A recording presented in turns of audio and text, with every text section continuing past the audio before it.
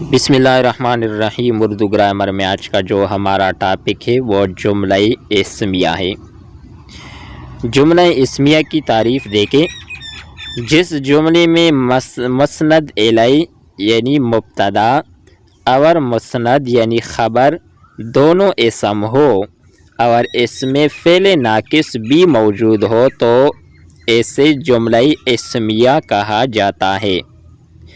جملے کے اجزائے ترکیبی کون کون سے ہوتے ہیں؟ یعنی جملہ اسمیہ کے اجزائے ترکیبی وہ اجزاء جو جملے بنانے کی ترکیب میں بنیادی کردار ادا کرتے ہیں جملے کے اجزائے ترکیبی کہلاتے ہیں۔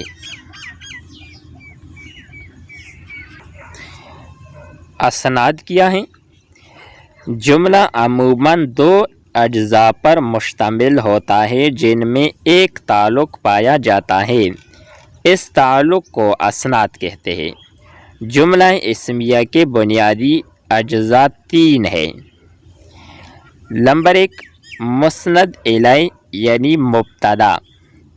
جملے میں جس شخص یا چیز کے بارے میں کچھ کہا جائے اسے مسند الیہ کہتے ہیں۔ دوسرا ہے مسند یعنی خبر۔ جملے میں جو کچھ کہا جائے اسے مسند کہتے ہیں۔ تیسرا ہے فعل ناقص۔ فعل ناقص یہ وہ فعل ہے کہ جب تک فاعل کے علاوہ کوئی اور اسم یا صفت اس کے ساتھ نہ ملے وہ بات کو مکمل نہیں کرتا۔ مثلاً ہے، ہیں، ہو، تھا، تے، تی، تھے۔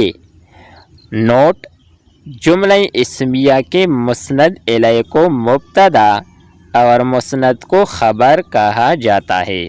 یہ تھی ہماری آج کی ویڈیو جملہ اسمیہ کے حوالے سے۔